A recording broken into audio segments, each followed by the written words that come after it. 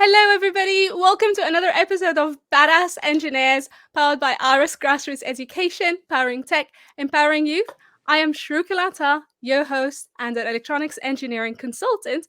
And my guest today is just an incredible person. Hello, Husseini. Husseini.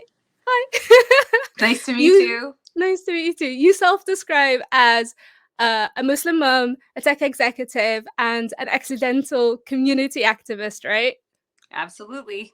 I love it. How did that come about? Well, I was just trying to think of like what are three simple ways to describe me, and for myself, being a mom is the most important thing for me when I think about my identity. Uh, I can't I can't put that second. And Mm, then I really love my job and working in tech, and then I spend a lot of time doing community activism. I was a victim of hate crimes, and one of my core things is I never want anyone else to go through what I went through. And I think mm. it's really important to actively be building the world for all of our children. So those are the three parts of me that make up what I do, and it's how I describe myself. I'm also a Muslim, so we'll just throw that in there. Obviously, yeah, for anybody who's listening on the podcast and can't see the video, Mona is a wonderful hijabi who's also got very senior level experience in huge companies like eBay, PayPal, IBM. How did you always sort of think this was going to happen? Is that what you've always planned for, or? I always knew I'd have a career, but I had no idea what I was doing. And I like to joke. I'm not even sure how I got my first job in tech. I don't even remember submitting my resume there. And so, I like to think that some of that was left up to God and serendipity, and Mm. here I am. If we have time, we can talk about my career journey if you want.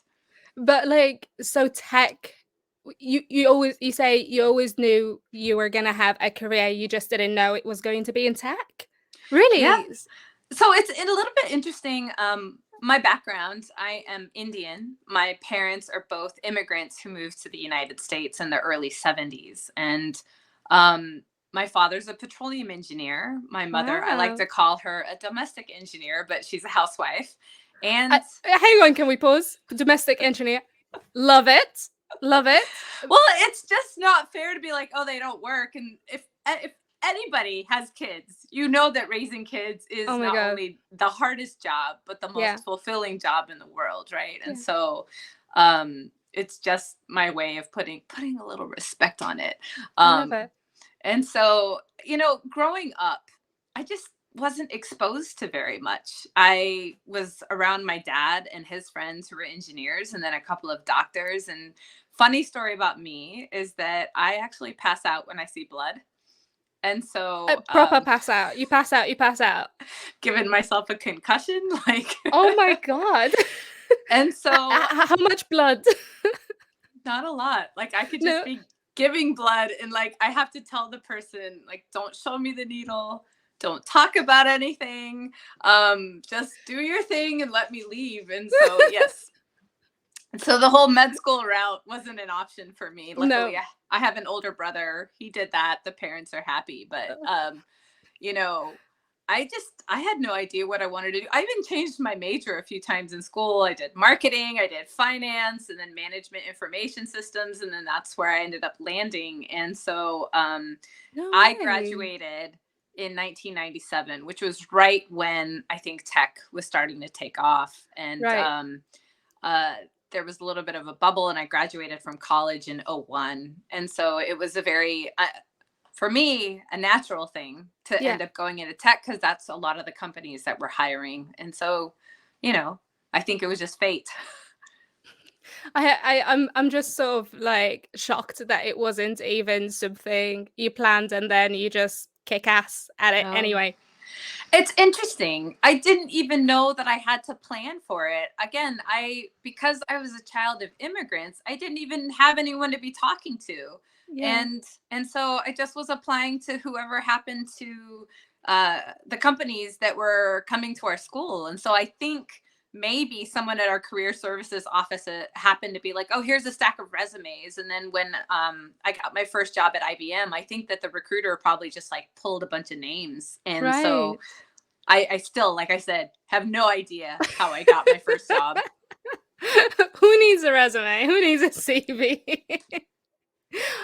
So if you've not seen a Badass Engineers episode before, we have the bag. Have you seen the bag before? Oh, that is a lovely bag. Let's do the thing. Thank you. It was actually a Christmas present way back, and then the handle on it broke, so I now use it as my podcasting bag. It was meant to be. It's meant to be. So we have some questions in there, and I'm just going to take them out and see what comes out, and we'll try our best to answer them. How do you feel about this? I'm ready. Are you ready? I'm ready. Let's do it. Yalla! Bring out the bag. Bum, ba-dum, bum, bum. Okay. What does this question say? Ooh, how has allyship affected you? Now, this is something that's been very important to me, and I've had some incredible allies in my life who I think without I wouldn't be where I am today. And I wondered if maybe you've had a similar experience. Yeah, actually, I'm going to tell a little story. We're going to turn a corner and then come back to your question. Okay. Because it actually there's a big lesson in my life about establishing allyship and asking for it that I think is really important to talk about. And so here's what I'll say. I've been working for over 20 years. And what I'll say when you're early in your career is that you can stand on your own 2 feet in your contributions as an individual. You build an expertise, you get something done, you get known for it, you build your brand. You can move from job to job just by your individual contributions. But as you move up in your career, you still have to maintain your expertise. Of course. But more and more, you grow your career based on who you know, the relationships you build, the network you have. You could say the alliances you have. So alliances, coming back to allyship. Let's talk about that for a second. I like that. In most of my career, I have several times been the only woman on a team, the only woman in a room. There were very few women, if you will. And even if there were women, there were not so many underrepresented groups. And so I think as I've moved up in my career, I have felt very isolated. I haven't had as many women to be around or as many other Muslim women to be around. And I call this out because parts of my career have felt very lonely. I haven't had as many people I could trust to go to or ask questions to, or even in my own community. As I was mentioning earlier, a lot of people are engineers and doctors. I didn't have that many friends, especially women who were in tech. So stay with me as I tell this story. I'm staying. I'm here. Hang on 1 second. My cat is stuck in the room. I'd like to get, okay, my daughter's got him. He's all like hello, meowing. Cat. And so anyhow, in the Muslim community, a lot of times our community will segregate by men in one room and women in one room. And I had gone on a Hajj trip, which is a pilgrimage trip. And it happened to be that I went on this trip with a group based out of Silicon Valley. So everybody on this trip was a techie. Right. And it was a little bit frustrating for me because, again, we separate out by men and women, and most of the men in our community were corporate and had these tech jobs, and most of their wives either weren't working or many of them were teachers or doctors, which are sort of like stereotypical jobs that a lot of Muslim women will do. And by the way, sat with the wives? Yes. And so for much of the trip, and to be honest, you don't even get to spend time with your husband because it's like going camping. Like the men are in one tent, the women are in one tent. You might see your spouse during the day. So it's just a very different dynamic. And so as we're on the bus or like eating lunch, I would hear all these conversations happening at the men's table and I'd want to join in. Yeah. And I couldn't because the men and the women are separated. And it was just really frustrating for me. And, the trip ended and I came to find out after the trip that many of the guys had gotten each other jobs at their companies. And look, I was happy for them, Yeah. but I remember feeling really hurt because the way that the trip was organized, Yeah. I actually felt robbed of the experience of networking with people that are supposed to be my community and supposed to be my allies. And by design, I was removed from them. And I thought, as I'm moving up in my career, I'm already limited by how many women I talk to and that Mhm. I can be friends with, because by nature of representation, there aren't that many women. And then Not these in tech. guys, Not in tech for sure. We know. yeah. We know. And then these guys that should be part of my community, I get limited from them. And I just thought, this is not okay. Oh my And god. I remember just being really hurt. And then I thought, you know what? I'm going to assume good intent here. And I'm going to go and I'm going to ask for all of these guys who are my friends that I work with that are in really senior positions.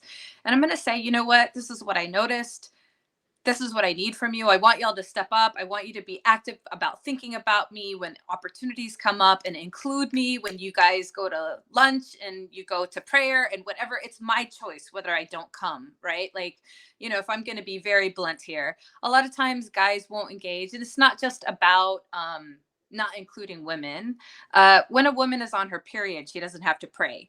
And Mm, so mm, mm, mm. weekly, if Muslim guys get together and they go for Jummah, which is the Friday prayer, they're not going to ask you, do you want to come? Because they want to avoid an awkward conversation of like, oh, I'm not praying today or whatever, which I Right. understand. But Yeah. you know what? Give me the choice. Ask me if I want to join or not, Yeah, I right? mean, Like, no, not today is an okay answer, and then you move on, right? right. And you can go to prayer and you're in a group. And as long as all the conversations are appropriate, like we're at work together, why can't I go to lunch in a group of people Yeah. who are professional and going to keep the conversation appropriate? And actually, I'm really happy to say every single one of them was like, you know what? I never thought about it like that. You're right. 100%. Oh. Thank you. And they have been my biggest allies and my biggest champions. And even to the point where when I was applying for a job, like, how do you interview, how do you negotiate for your salary, what should you do, these are things to think about. And like, it's been beautiful. And I think out of politeness, they weren't necessarily reaching out and supporting me, Mhm, but when I asked for them, every single one was like, heck yes, I got you. And you know what, mhm, I will mhm. say, it was a reciprocal situation where Right. even though they were stepping up for me because of the ask, there's been things that I've been able to do for them that maybe other people in their network haven't. And so, as with anything networking, you take care of each other. It's always a two-way street. And it may not be something that benefits you or them right now, but that opportunity will always come. And so, you don't just have to show up for someone as an ally, I guess is the punchline. You can ask for allyship as well. I love it. I love that you stood up and you were like, "You know what? No, you need to think of me." And I know you were talking about it from a Muslim point of view, but I also think that this happens in Western societies, whether you're Muslim or not, right? Like the guys are out with the lads, and the guys group might still be sort of the people who are in the C-suite, who are in the high senior leadership team. And the women still hang out with other women most of the time, and unfortunately, statistically, uh, there are less women in those senior leadership roles, so you have much less of a network in that way, don't you? Yeah, and it's an interesting thing to think about. When I was applying for a role chief of staff to the CTO at Indeed, I have a different startup and I work with tech leaders to help them understand diversity, equity, and inclusion so that they Mhm. can embed these principles into their businesses, their, hiring, their product, their customer set early. Um, and I was working with some of these tech leaders, and the conversation happened to come up that I was interviewing. And I happened to tell them where I was interviewing, and all of them said, "Oh, well, we know the CEO." And I said, Ah, well, what? And they're like, oh yeah, we're part of this organization and we all meet and we'll put in a good word for you. And I just remember being like, like Of course they all know each other. Of course they all network. And, like it's a very small group of people who Yeah. do startups in Austin. And I just thought, first, I was amazed that they all know each other. And second, I was a little flabbergasted, like, how come I'm not invited? I want in too. Can I be part of your group? Exactly. And so, like, how do we open the Mm. conversation and ensure accessibility to resources is one thing. How do you get money? But there's a lot of like wisdom, mentoring, coaching that also happens in these circles that many of us Mhm. don't have access to. And so, that's one of the reasons I have this startup of mine called Recode the Quo. It's like, how do we help open up the availability of wisdom to people who historically haven't been invited to the table so that they can have access to these resources and way of working. And so it's allyship and networking. It happens in so many different ways. And, you don't always have to, yes, there will be amazing people who invite you in, but you can also be like, no, no, no, I'm coming. Mhm. Open the door for me. And can I just ask sort of the work that you do on the side, shall I say, or quote unquote on the side, is that on top of your full-time job and your other full-time job as a mother? Girl, sometimes there's not enough hours in the day, but I know. you just make it work. So yes. Actually, I don't know. I can't imagine. I can't imagine. Like, I don't have children, and I'm already like, I wish there was 8 days in a week, but you're amazing. Are you ready for another question? Actually, I've got more Let's in the do it. bag. Drum roll, please. Okay. Dun, dun, dun, dun. Du-du-du-du-du. Whoop, whoa. Okay, let's see what this one says.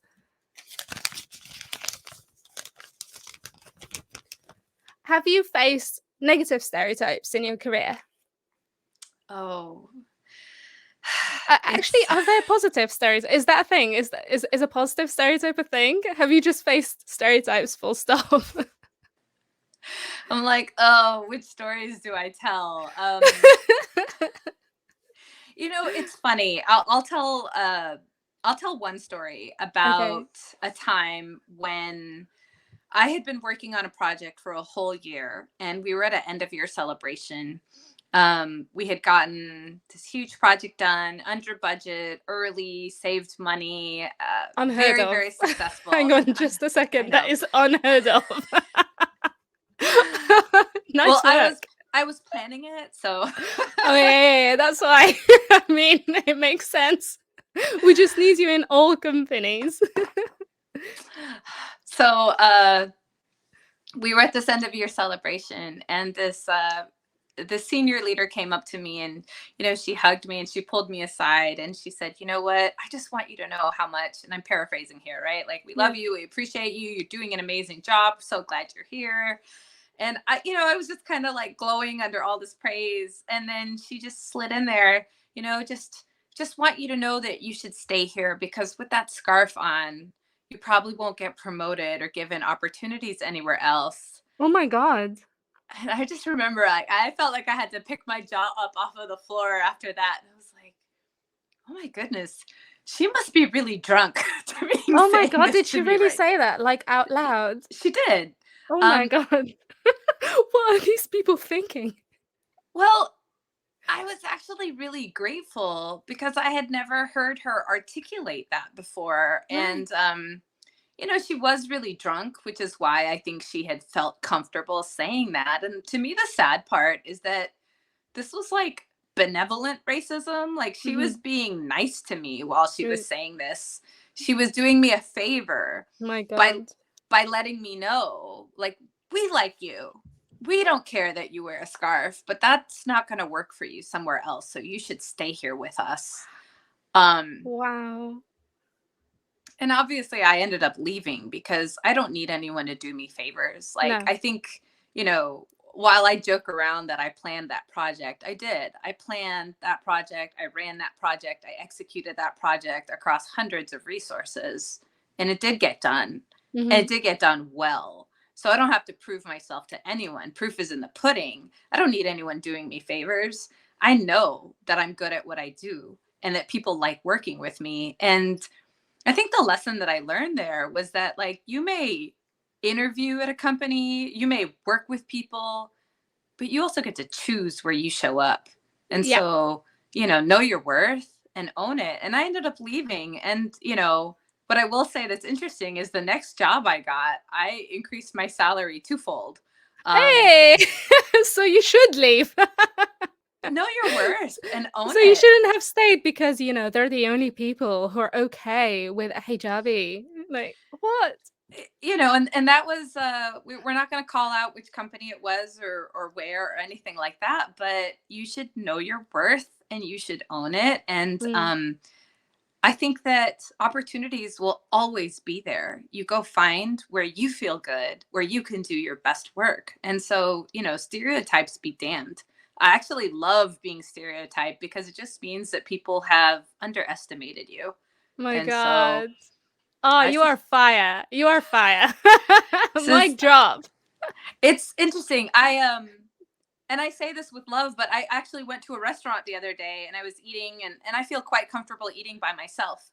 And there was a guy sitting next to me and he was eating. And at some point he leaned over and he said, I'm really sorry. I bet you must face a lot of discrimination. And I remember being like, that's what you're going to lead with? Okay. And, underneath that, I felt like he was trying to be friendly. Yeah. I I And I see what he's trying to do, but I mean, I mean, I was gonna ask you, can you imagine? Of course you can imagine, you live it.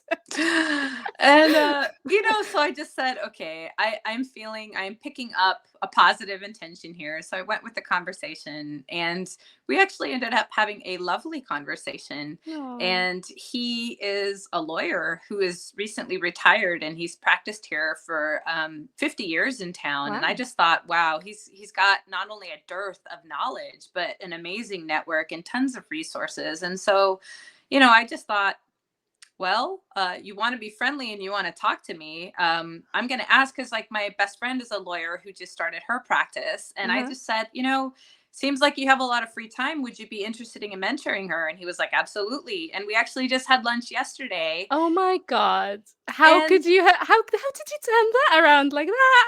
well, he seemed like he wanted to talk. So I was just trying to help him out. He has someone to talk to now. And they can both benefit each other. So, I always try to assume good intent and I try to assume positivity and I try to just, everything is an opportunity to see how you can build. Mhm. Um, so I'm all for it.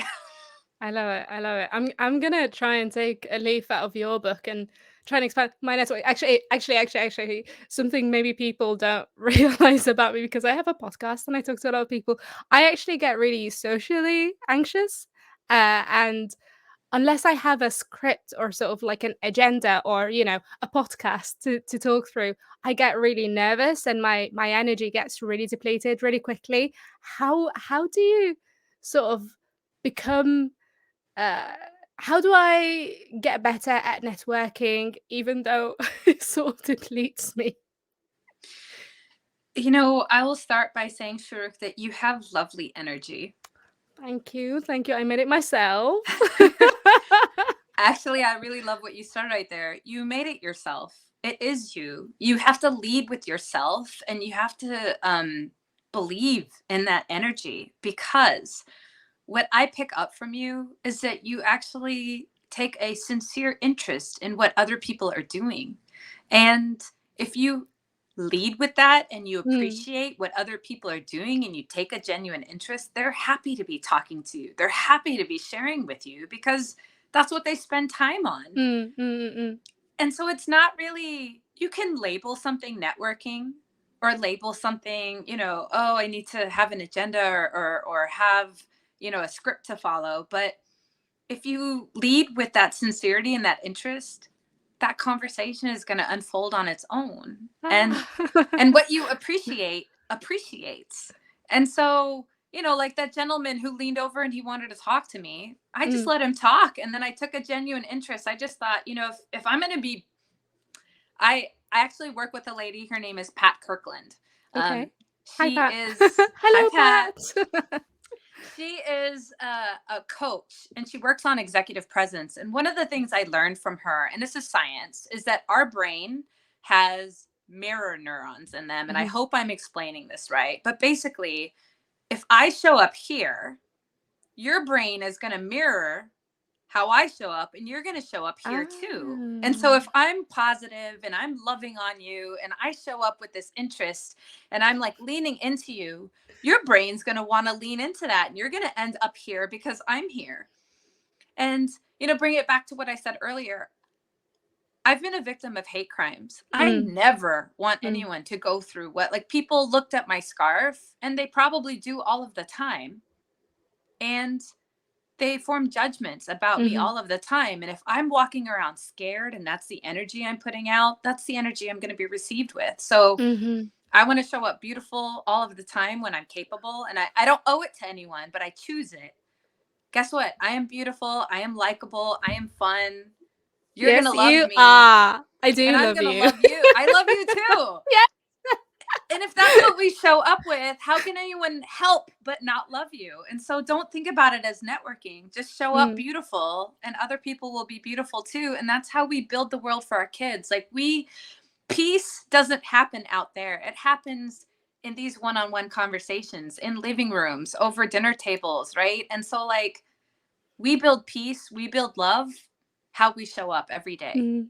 I love it. I love it. I love it. I just want to spend the rest of the day with you. Oh no, we've run out of time. But how do you feel about one more question anyway? Let's do it. Let's do it. Yes, guys, the senior executive is giving me more of her time. I feel flattered. Okay, I have one more question out of the bag. Oh, I love this question. Okay, so this one says, what has been the most important thing for your career? Oh my goodness, that's a great question. So I'm gonna hook on the word career here. Okay. And I'm going to say that the most important thing for my career has been delivering with excellence, building a brand of excellence. And I say that because it's not just about getting a job done. You want to do it well. Mhm. You want to get a job done right, and you want to do it with quality. And how do you define that quality, right? It's like you get something done and you do it in a way that you are proud of yourself, but also that, like, people want to work with you. You make their job Mm, easier, mm, better. You get questions answered with good energy, and then that builds your brand. And why do I mention this? Because I think over time, as you build that brand of being able to get things done, doing it right, having fun, people want to work with you more. Almost every job, so I've been working 23 years. I've only applied for 2 jobs on mm. my own. Well, maybe 1, because I don't even know how I got my first job. Really? Every single job I've Wow. had, somebody else pulled me. I want to work with you on this. Nice. You would be good at this. And of course you go, you apply, you I interview, want you to go through the manifest this. process. That's But what I want. yeah, when you're good at something and people want to work with you and they trust you, they will come and find you. Oh my gosh, I want to work with this person. They're good at what they do. They're going to get the job done. I can trust them. It's one less thing I have to worry about. Love it. Almost every job I've had, I got because someone pulled me or referred me, or like, you would be really good. And then they'd almost, like, half the time even talked me into doing that role, where I was like, I don't know. Will I really be able to do that? And they're like, absolutely. And it's how I've grown over my career. And in that sense, I used to think it was lucky. Maybe in the earlier part of my career, I was lucky. But over time, I think the excellence I show up with helped make those career opportunities happen. And that's I'm how I was glad you able to know build that a now. career. I think I'm about glad it you know that it's not luck. no, no. And so, you never know what opportunities will Mm. come. But I do think that it's what you make of it, and some of those things will be intentional. You will apply for roles, and then other opportunities will come to you, and then you have to be open and take them. Amazing. Thank you so much for your time. Thank you so much for your energy and your love and your beauty. And thank you for giving up your time twice. I said it twice. And thank you for everybody who's tuned in and everybody who's sent in questions and everybody who's going to watch the next episodes and the previous episodes. And I'll see you in the next episode of Badass Engineers, everybody. I love you. You're the best. Thank you for having me. Thank you. Bye, everybody. Bye, Muna. Ma salama. Now you just end broadcast.